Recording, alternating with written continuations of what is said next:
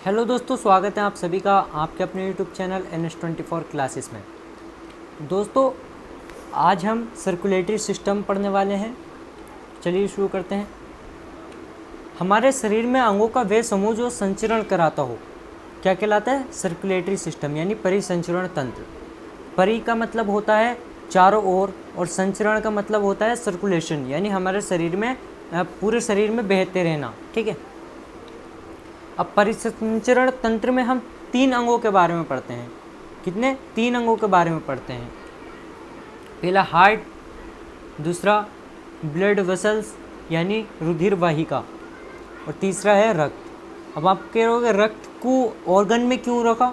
तो क्योंकि रक्त जो है यानी हमारा ब्लड एक ऑर्गन की तरह काम करता है। रक्त में कैल्शियम भी होता है, पोटेशियम भी होता है, और सारे आयंस भी होते हैं, और बहुत कुछ होता है। ठीक है। ग्लूकोज वगैरह सब कुछ हमारे ब्लड में होता है। अब हार्ट यानी जो हृदय है वो ब्लड की पंपिंग करता है। क्या करता है? ब्लड की पंपिंग करता है। और हमारे शरीर में ग्लूकोज का ब्रेकडाउन कौन कराता है? ऑक्सीजन कराता है। कौन? O2 यानी ऑक्सीजन हमारे जो शरीर में यानी हमारे रक्त में ग्लूकोज घुला होता है उसका ब्रेकडाउन कराता है, यानी उसे तोड़ता है।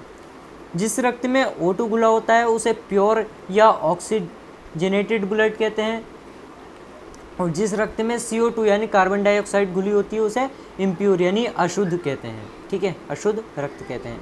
ज़्यादा CO2 वाला रक्त हमारे हृदय के पास आता है, और हार्ट जो है हमारा मतलब हृदय हमारा उस रक्त को फेफड़ों के पास भेज देता है। सबसे पहले कहाँ आएगा? हमारे हार्ट के पास आएगा, हमारे दिल के पास आएगा।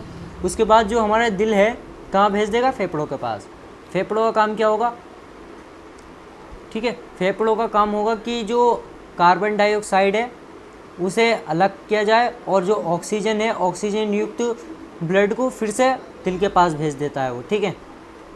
हमारे शरीर में ब्लड यानी रक्त एक ऑर्गन यानी अंग की भांति कार्य करता है, अंग की तरह कार्य करता है। ब्लड में पानी होता है, मिनरल्स होते हैं यानी खनिज तत्व होते हैं, न्यूट्रेंट होते हैं, और ऑक्सीजन होती है, और कार्बन डाइऑक्साइड होती है, और यूरिन होती है। यूरिन का मतलब यहाँ पे नाइट्रोजनियस कंपाउंड। ठीक है। ये चारों हमारे पांचों हमारे ब्लड में घुले होते हैं। ठीक है। जितने भी तत्व होते हैं हमारे ब्लड में सारे घुले होते हैं। ऑर्गन, अब आपने पढ़ा होगा हमारे जो जीवन की मूल इकाई है वो सेल है, इसलिए कहते हैं और कह सकते हैं कि ऑर्गन यानी अंग की बेसिक यूनिट यानी मूल इकाई जो है क्या है? कोशिका है। अब हमारी सेल यानी कोशिका को वो सब चाहिए जो रक्त में होता है। अब फेफड़े रक्त में से कार्बन डाइऑक्साइड को अलग करके ऑक्सीजन युक्त रक्त को हृदय यानी हार्ट के पास भेज देते हैं। ठीक है। देखते हैं हृदय के बारे में देखते हैं। हार्ट के अध्ययन यानी हृदय के अध्ययन को कहते हैं कार्डियोलॉजी। क्या कहते हैं? कार्डियोलॉजी। हार्ट एक पंपिंग ऑर्गन है। ठीक है। और हार्ट यानी हृदय एक मस्कुलर ऑर्गन है। मस्कुलर ऑर्गन यानी मांसपेशी अंग, जिसमें एक भी हड्डी नहीं है, ये सिर्फ मसल्स से बना होता है। ठीक है। आपने पढ़ा होगा जो हड्डी होती हैं और उपास्थि होती हैं और पसली होती हैं, ये रिब्स, और उपास्थि यानी कार्टिलेज, और मसल्स यानी मांसपेशी, ये चारों क्या होती हैं? ऊतक होती हैं, टिश्यू होती हैं। और अगर आपसे पूछ ले कि इन चारों में से सबसे कमज़ोर टिश्यू कौन सा है, तो आपको बताना है मसल्स यानी मांसपेशी मानव शरीर की सबसे कमज़ोर मांसपेशी है। ठीक है। अब अगर आपसे पूछ ले हार्ट का वजन कितना होता है, तो आपको बताना है 300 ग्राम। कितना? 300 ग्राम। लगभग 70 एवरेज 70 किलो के मनुष्य में यानी 70 किलो का अगर कोई इंसान है तो उसमें 300 ग्राम का हार्ट होना चाहिए। ठीक है। अगर आपसे पूछ ले हार्ट यानी हृदय का स्थान, तो आपको बताना है चेस्ट कैविटी। कहाँ बताना है? Chest cavity. ठीक है। जिसे ये है। ठीक है। ये यहाँ पे एक वी आकार की एक हड्डी होती है। ठीक है। क्या होती है? एक हड्डी होती है वी आकार की। उससे क्या होती है? जो हमारी रिब्स होती हैं यानी पसलियाँ वो जुड़ी होती हैं, जैसे आप देख रहे हो ये जुड़ी हुई हैं, पसलियाँ जुड़ी हुई हैं। ठीक है। अब क्या होता है? मतलब 12 जोड़ी होती हैं टोटल। कितनी? 12 जोड़ी। और टोटल देखें तो 24 होती हैं। 12 जोड़ी होती हैं और टोटल 24 होती हैं। अब दूसरी पसली जो है, दूसरी पसली से जो है हमारा यानी सेकंड पसली से हमारा हृदय स्टार्ट होता है। ठीक है। दूसरी पसली से स्टार्ट होता है और लास्ट मतलब ख़त्म कहाँ होता है, तो आपको बताना है छठी पसली पे। कितनी? छठी पसली पे। ठीक है। अब अगर बाहरी संरचना को अध्ययन करते हैं, जैसे किसी चीज़ को उठाया हमने और उसे उसका अध्ययन करें हटा के किसी चीज़ को, तो आप उसे कहेंगे फिजियोलॉजी। क्या कहेंगे? फिजियोलॉजी। वह किसी अंग को काट कर उसका आंतरिक अध्ययन करें, जैसे किसी अंग को शरीर से अलग कर दिया और उसी के बारे में अध्ययन कर रहे हैं, तो क्या कहेंगे? एनाटोलॉजी। क्या कहेंगे? एनाटोलॉजी कहते हैं। अब फिजियोलॉजी में क्या होता है, जैसे शरीर है आपका, शरीर से स्किन हटाने पर क्या होगा? वी आकार की एक हड्डी दिखेगी, जिसे क्या कहते हैं? स्ट्रेनम कहते हैं। क्या कहते हैं? स्ट्रेनम। ये आपको नाम बहुत याद रखना है और आप नोट्स बनाते रहें।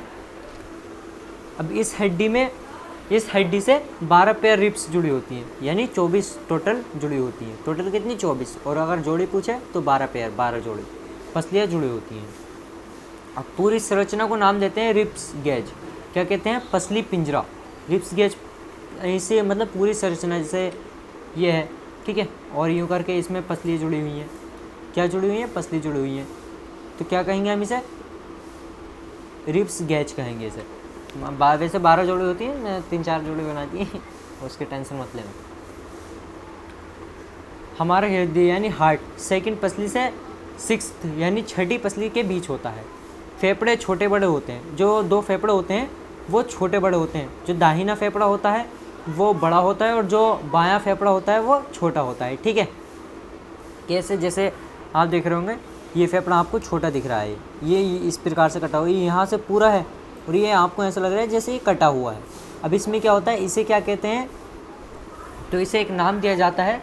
ठीक है, इसमें यहाँ पे एक दिल होता है, क्या होता है? हृदय होता है, यहाँ से जुड़ा हुआ क्या होता है? हृदय। ठीक है, अगर आपसे पूछ ले कि बड़ा कौन सा होता है और छोटा कौन सा होता है, तो आपको बताना है जो दाहिना होता है वो बड़ा होता है और जो बायां होता है वो क्या होता है?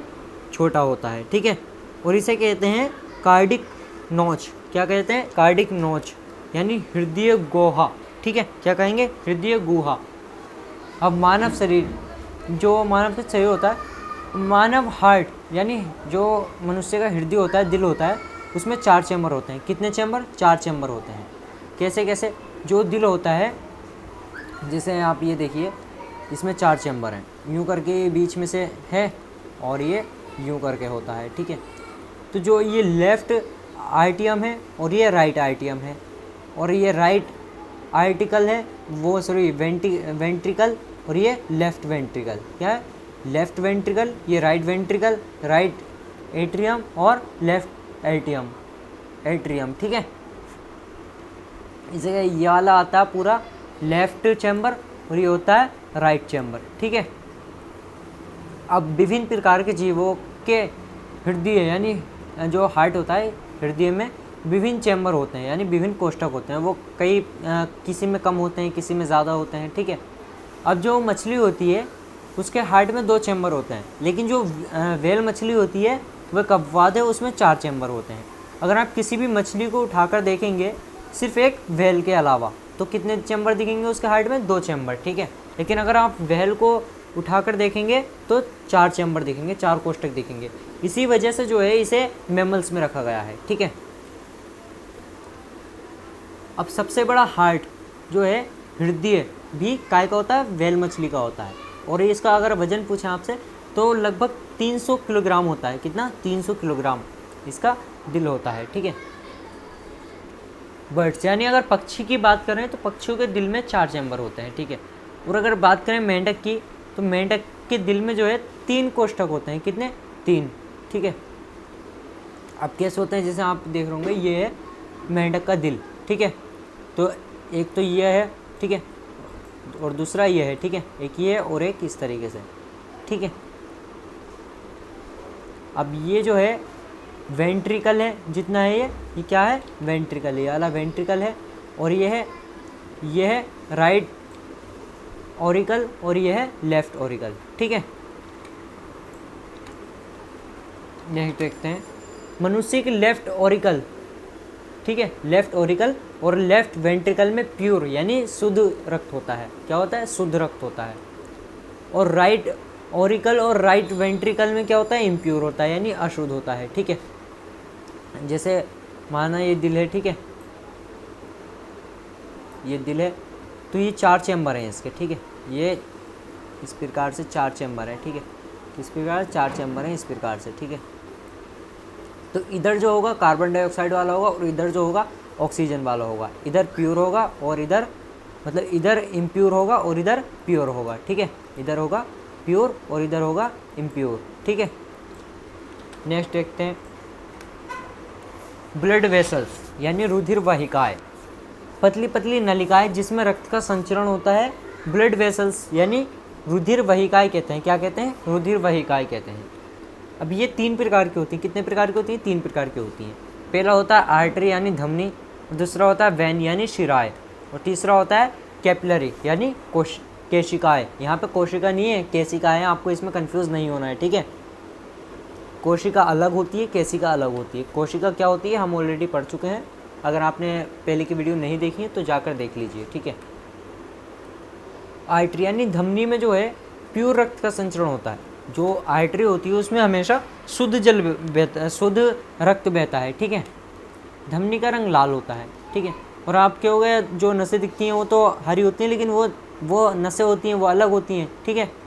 वो वैसा ये इसमें नहीं आती हैं वो, ठीक है। आर्टरी अलग होती हैं और जो नसें होती हैं वो अलग होती हैं। सबसे बड़ी धमनी अगर आपसे पूछ ले तो आपको बताना है ओटा या अयोटा। यहाँ पे ए जो है साइलेंट रहेगा, ठीक है। क्या होगा आपका आंसर? ओटा या अयोटा। ये लेफ्ट वेंट्रिकल से जुड़ी होती है। कौन से वेंट्रिकल से? लेफ्ट वेंट्रिकल, ठीक है। अब एक आर्टरी होती है जिसे कहते हैं पुल्मोनरी आर्टरी, में हमेशा इम्प्योर रक्त बहता है। कौन सा? इम्प्योर यानी अशुद्ध रक्त बहता है हमेशा।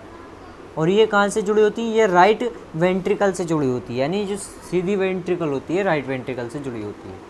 दोस्तों अगर ये वीडियो आपको पसंद आया हो तो लाइक करें, कमेंट करके हमें बताएं कैसा लगा आपको ये वीडियो, और अपने दोस्तों के साथ शेयर करें। हमारे चैनल को अगर आपने अभी तक सब्सक्राइब नहीं किया है तो सब्सक्राइब कर लीजिए, टेलीग्राम चैनल को भी ज्वाइन कर लीजिए। Thanks for watching.